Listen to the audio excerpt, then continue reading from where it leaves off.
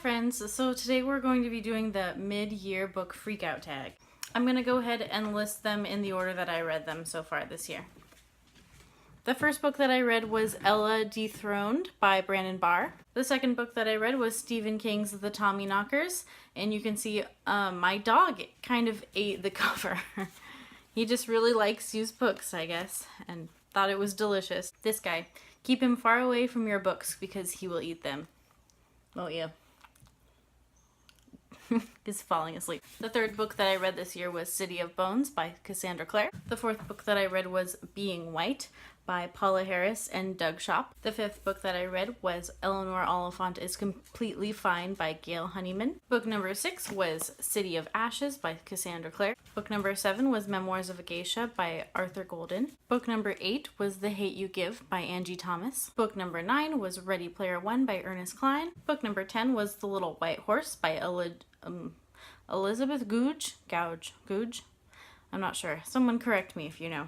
Book number 11 was City of Glass by Cassandra Clare. Book number 12 was actually a manga, and that was Fruits Basket Volume 1. Lessons in Belonging by Erin S. Lane. Her Dangerous Visions by Brandon Barr. Book number 15 was The Five People You Meet in Heaven by Mitch Albom. And finally, book number 16, which I just finished last night, was Every Note Played by Lisa Genova. And now that you know what I read this year, let's jump right into the tag. Question number 1 on the tag was best book you've read so far in 2018. I'm gonna have to go with Memoirs of a Geisha by Arthur Golden for the best book that I've read so far this year. Memoirs of a Geisha is a historical fiction book that takes place in about the 1920s, 1930s, back in a time of Japan when geishas were quite a big part of the social culture. We follow one geisha named Sayuri. It's written as if someone is dictating her life through this interview that they had with her towards the end of her life. So when we meet her, she's an old woman who's led a long life of being a very, very successful geisha. And you get to see her develop as a geisha from her humble beginnings. What struck me also about this book was that it's actually a love story, and you don't really get that until the very, very end. It's just a beautiful and heart-wrenching story. Very sad, but really well written. Question number 2 is what's the best sequel that you've read so far? You know, I haven't read very many sequels. I tend to read standalones, honestly. I really want to read series, and I'm making a conscious effort to do that this year, which is why I'm forcing myself to continue a series without putting it down. That's, I think, the only way that I can read a series. If I put it down and then I start a new series, I'm very likely to lose track of the other series that I was working on. So that's why I'm working through all the Shadowhunters books right now, just because I want to see it through. Oh, and finally complete a series for once in my life. So I guess for this I'm going to have to go with one of the only sequels that I've read and really enjoyed was City of Glass. I enjoyed this one very much more than City of Ashes that comes right before it. You all know this, you've probably seen it a million times, but if you don't know about it, it's about a group of kind of half angel, half human people who fight demons. And they're supposed to protect humans, or what they call mundanes, from the demons that are lurking around every corner. I liked City of Glass because it wrapped up, I thought, really nicely, all the plot points and things. Just kind of wrapped up in a neat little bow for us at the end.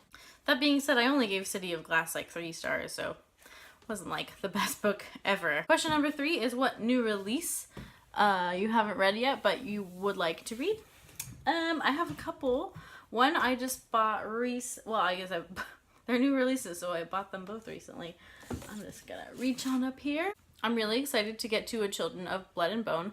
I don't typically go out and buy new releases like the minute they're available, but this one I did because it was super hyped up so much and it looked and sounded decent, so this was one that I would like to get to very soon. Another one that I just bought the other day on a whim, this is so weird because I haven't read a lot of kind of YA contemporary romance rom-com kind of things, but I picked up Morgan Matson's Save the Date. Again, this is kind of out of my comfort zone quite a bit, so we'll see what I think. I actually read the first chapter so far and I didn't hate it, but you know, we'll see. I think I was also tempted to pick this one up because it's actually a signed copy, and I've never bought a signed copy before. That's something new for me too, so we'll see how it goes. Question number 4 is most anticipated release for the second half of the year.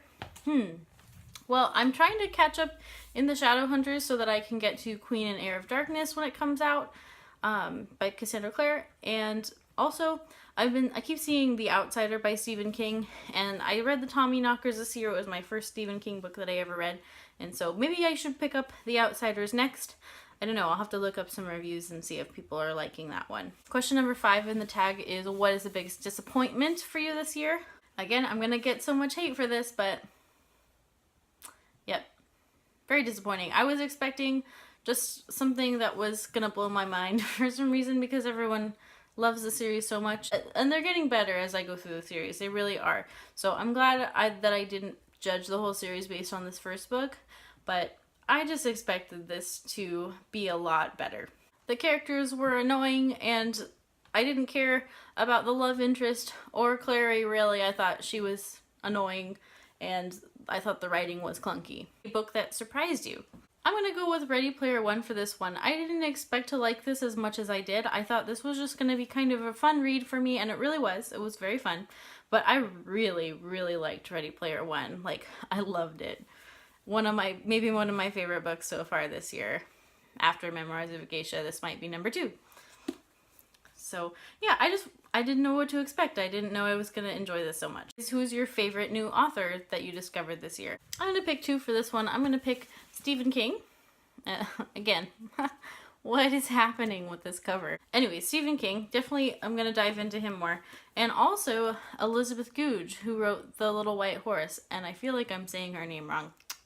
This was beautiful writing as well. I think I've learned that I'm a sucker for descriptive writing. I just love it. I would actually like to try more of her books. Question number 8 is newest fictional crush. I don't really develop fictional crushes. Maybe, oh, I know. Perhaps the most endearing male character that I've read so far this year is Raymond from Eleanor Oliphant is Completely Fine. I just thought he was just lovable, just very lovable, and you love him because he's rooting for Eleanor. He can really see through all of her awkwardness, and he appreciates her for who she is, and I just really loved that about Raymond. Question number 10 is a book that made you cry. I cried actually several times in books, which is weird. I didn't think I was a crier, or maybe I am. I think I might have cried a little bit in Memoirs of a Geisha. I think I teared up just a tad in Eleanor Oliphant, and I think I got a little choked up too in The 5 People You Meet in Heaven. Question number, what am I on? 11. Question number 11 is, what was a book that made you happy? Fruits Basket made me ridiculously happy, and I went out and bought volumes 2 and 3, and I'm gonna read those very soon. But yeah, it was just, the cuteness was just, I couldn't handle it. It was just so cute. Question number 12 is, what's the most beautiful book that you've bought or received this year? I'm loving these editions from Barnes & Noble of some classics that they're putting out. Heidi is one that I have, and then this really adorable version of Anne of Green Gables. And I think they have a secret garden that's like blue and would make this set just look amazing together. So I'm probably going to go out maybe today and go find that secret garden version, because these are just so pretty, and they're illustrated on the insides a little bit. The insides are beautiful too. Question number 13 is, what books do you need to read by the end of the year? Ooh. I'm gonna go with these ones. I really want to kind of be up with the times a little bit more and try to keep up on some newer books, because I tend to read a lot more older books. Illuminate, I actually started this via audiobook, and everybody raves about the audiobook, but I think it's just me. I think me and audiobooks we don't get along. I tune out voices when I'm driving and listening to an audiobook, so I tend to just not pay attention. So I bought a hardcover of Illuminate, and also I'm gonna try to get to this one this year, Children of Blood and Bone. I just want to get to all the books. I also really want to get to The Book Thief, because I've never read The Book Thief, and I got it for Christmas last year, so gotta get to it. Oh yeah, and Scythe, because I just bought that, and I hear Reagan from PeruseProject just raves about it, so I respect her opinion and I trust her reading choices, so Scythe. I don't know, can I just read all the books? Can I just quit my job and just read? Question number 14, which I think is the last question, is to list your favorite book community members. I'm gonna go ahead and put a few of them. I'm gonna pick 5, because I watch a lot of people But these are just 5 that I've been watching a lot lately. PeruseProject, BookswithEmilyFox. She's amazing, and I don't know how she reads so fast. She reads so much in a month. She's amazing. Jen Cambell, and Book Roast. I really like Book Roast. She does a lot of cute, like, Harry Potter kind of things. And also abookolive, who writes excellent, very well thought out reviews. That's all for me today on the mid-year book freakout tag. Thank you so much for watching today, and if you would like to see more from me, make sure you hit subscribe down below and give this video a thumbs up. Keep reading, friends, and I'll see you next time. Bye!